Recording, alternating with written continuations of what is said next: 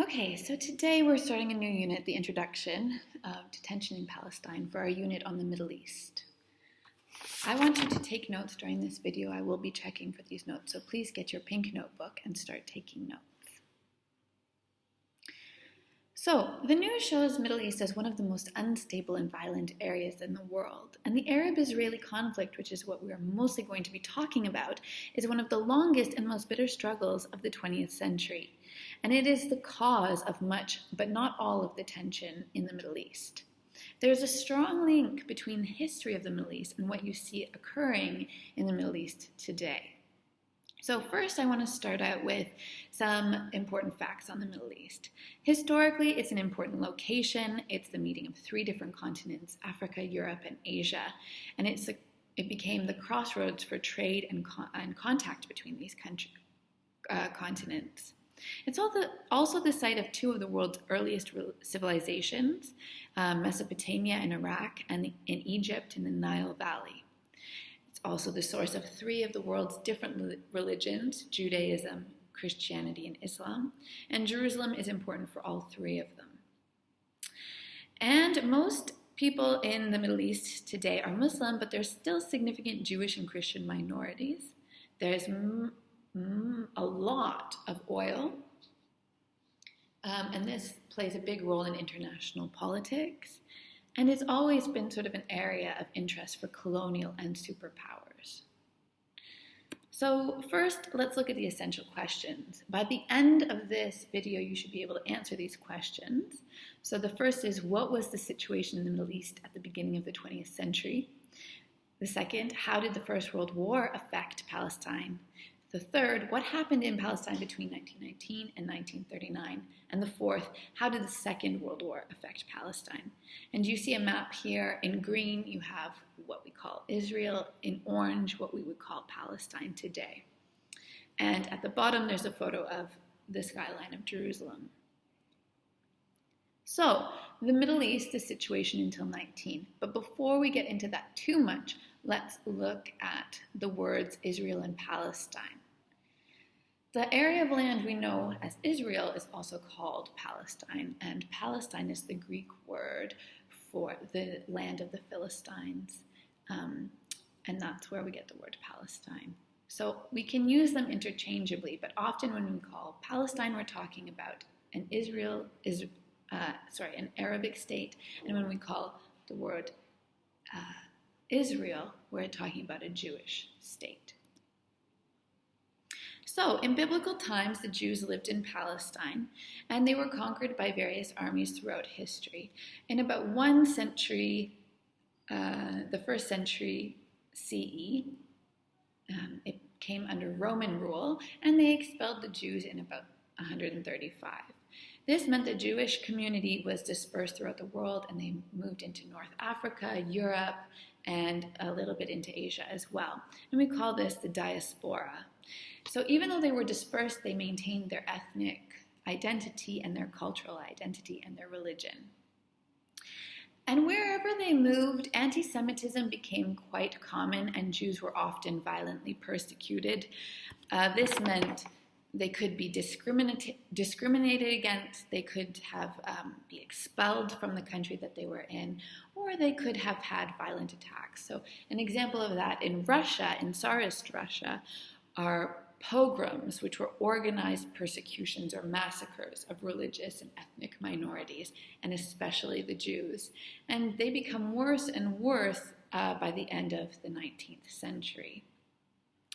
Meanwhile, in Palestine, after the Romans, it's a mostly Christian area, but by 636 CE, it's conquered by the Arabs. The Arabs have an empire that stretches from Spain in the west to the Himalayas in the east, and over time, a large-scale conversion to Islam occurs. By 1516, Palestine becomes part of the Ottoman Empire, which is centered around Turkey, and the population of Palestine is mostly Arabic-speaking Muslims. So you have this Arabic country, Palestine, a part of the Ottoman Empire, and you have Jewish people who used to live there but are dispersed around the world and facing a lot of discrimination. And that's the situation until 1919.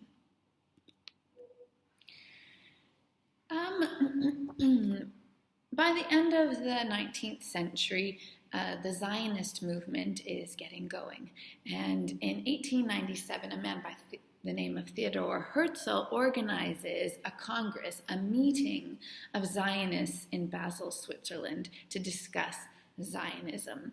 There are about 206 delegates from 16 different countries attending this congress, so it's quite large.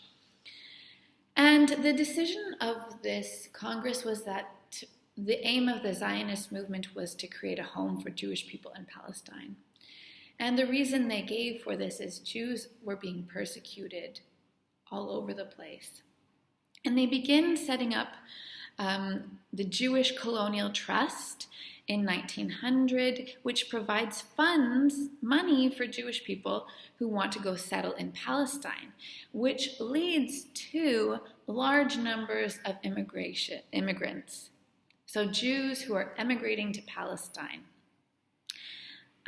So we get the founding of the first Jewish settlement, Tel Aviv, in 1909. 75,000 Jews are arriving throughout by 1914.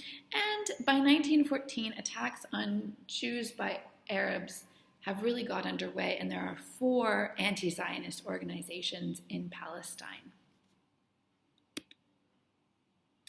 So this is a quote from the Congress. The aim of Zionism is to secure for the Jewish people a home in Palestine. So that is a direct quote from their decision. So then we move on to World War I. So the impact of World War I is basically that Britain is sending mixed signals to the Arabs and the Jews. And we're going to see how that happens. In November 5th, 1914, Britain declares war on Turkey. And in order to fight this war, it needs the support of the Arabs to defeat the Ottomans. And basically, there is a letter that goes out called the McMahon Letter, October 24th, 1915. And basically, the letter is an attempt to win the support of the Arabs in the war against Turkey. Britain writes, and I'm directly quoting, "Great Britain is prepared to recognize and support the independence of the Arabs in all the regions demanded by the Sheriff of Mecca.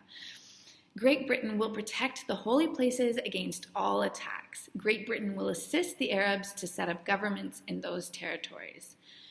So they're basically supporting the Arabs in Palestine. Another agreement occurs in 1917 called the Sykes-Picot Agreement. It happens in 1915, the same year as the McMahon Letter, but it's not released until 1917. It's a secret until 1917. And this is a draft for how Palestine could be divided after the war. It's between the British and the French.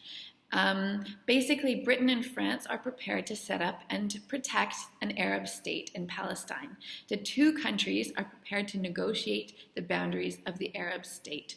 So again, Britain and France are both supporting the Arabs in the Middle East, in Palestine. However, on November 2nd, 1917, the British government policy took another direction, and we get the Balfour Declaration, which was a statement made by the British government that said it would support a Jewish state in Palestine. And directly quoting from that, His Majesty's government views with favor the establishment in Palestine of a national home for the Jewish people and will make every effort to achieve this objective. So the Balfour Declaration is supporting the setting up of a Jewish state in Palestine.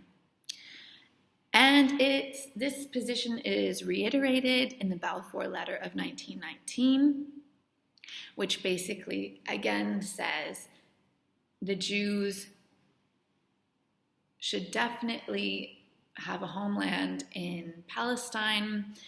And Zionism, they say in the letter, Zionism is far more important than the 600,000 Arabs who now inhabit Palestine. So this situation is Britain has committed itself to two different policies. On the one hand, with the McMahon Letter and the Sykes-Picot Agreement, they're supporting Arab nationalism. On the other hand, with the Balfour Declaration and the Balfour Letter, Britain is supporting the Jewish state, an independent Jewish state. So what's going to happen?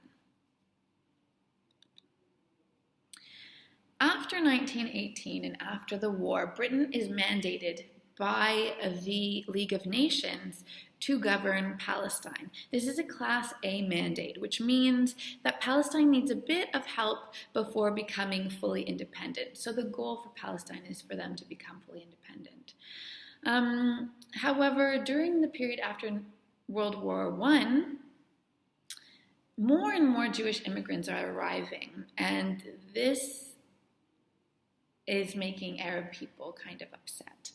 In 1921, Britain tries to ban immigration, but it doesn't work. People are still immigrating. And there's an increase in violence. So in 1921 and 1929, you see violence in Haifa, which is the port area where Jewish people are coming in. And in 1936, there is an Arab general strike, which leads to a virtual civil war for 3 years. And it's a period of a lot of violence between Arab and Jewish communities. Basically, Arabs and Jews fight with each other, and they also hate the British. So it's kind of a bad situation all around.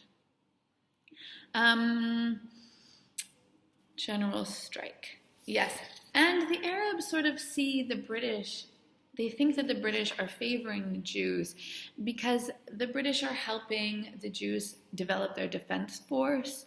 The British are fining Arabs disproportionately. They're destroying Arab houses, which were thought to contain arms or terrorists, and they're torturing Arab prisoners. So the Arabs believe that the British are favoring the Jews, and this is increasing their dislike of being controlled by the British. So in 1937, Britain's trying to find a solution to the problem, and it sets up the Peel Commission, which suggests setting up two different states, an Arab state to the south, which you can see in the map in green, and a Jewish state in the north, which is in blue, and then a mandated area around Jerusalem.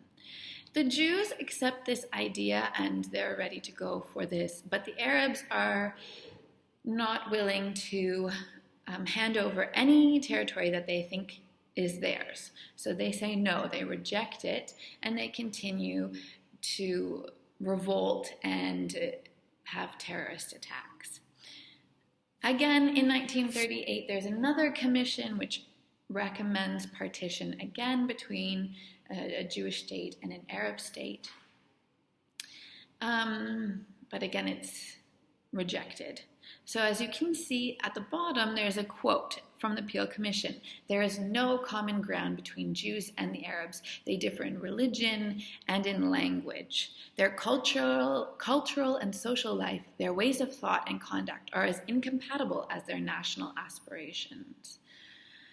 So as you can see, the Peel Commission says there's no way they can live together. But in May 1939, there's a new report, the MacDonald Report, in which the British government announces how it's going to deal with the problem of Palestine. And they say the independent state should be one in which Arabs and Jews share in government in such a way as to ensure the essential interests of each community are safeguarded. So basically they're saying there's no partition, but in this one nation, both Jews and Arabs should be equal and safe. The Peel Commission and the MacDonald Report annoys both the Arabs and the Jews, and this means that nobody in Palestine is happy. And then we have World War II and its effects. So when war breaks out, there seems to be an easing of tension in Palestine. because many Jews go to fight in Britain against Nazi Germany. But a lot of Jews still see Britain as their main enemy. So some of them are extremists. Some groups are extremists. There are two groups that I've listed here. I don't know how to say them properly. Irgun Zve Lumi, or just Irgun, and Lohame Herot Israel, Lehi, also known as the Stern Gang. And these are people who are taking extreme measures against the British. Their goal is to force Britain out of Palestine using terrorist methods. On the other hand, you have a large group of moderates who do not support these extreme measures. And by extreme, I mean like bombs and things like that. So the moderates, and one important figure who will come up again is Ben-Gurion. And their goal is to defeat Nazism and then persuade Britain to grant independence. And their methods are using cooperation with the British and persuasion. So you see, during the war, there's an easing of tension, but there's also the setting up of two very different groups of people, extremists and moderates. At the end of the war, there's a lot of sympathy for Jewish people all over the world because of the Holocaust. And the British government sets up a commission or a committee of inquiry with the USA to look at the plight of Jews in Palestine. And the commission recommends the lifting of Jewish immigration limitations to Palestine. But the British do not implement these recommendations and in fact turn away a number of boatloads of Jews. As a result, Jewish terrorism increases and Britain must send home for more troops to maintain order. So by about 1946, there are almost 100,000 British troops based in Palestine. In 1946, again, Irgun, one of those extremist groups, plants bombs in the King David Hotel, and a number of people are killed, 45 injured and 91 people killed. And the British response to this is to arrest and intern leading Jewish figures. So even moderate figures like Ben-Gurion have to flee to evade being taken prisoner and to avoid arrest. So the violence continues, and the British government feels that it's very unstable and it can't maintain its mandate. So in February 1947, Britain announces that it's giving up its mandate and it asks the United Nations to take over responsibility for Palestine. Britain plans to leave the area by May 1948. So we're finished with the video, and now your homework. Make sure you have notes from the video in your pink notebook, number 1. You can watch the video again if you want, and define the terms below. I'm not going to read all of the terms, but you should be defining them.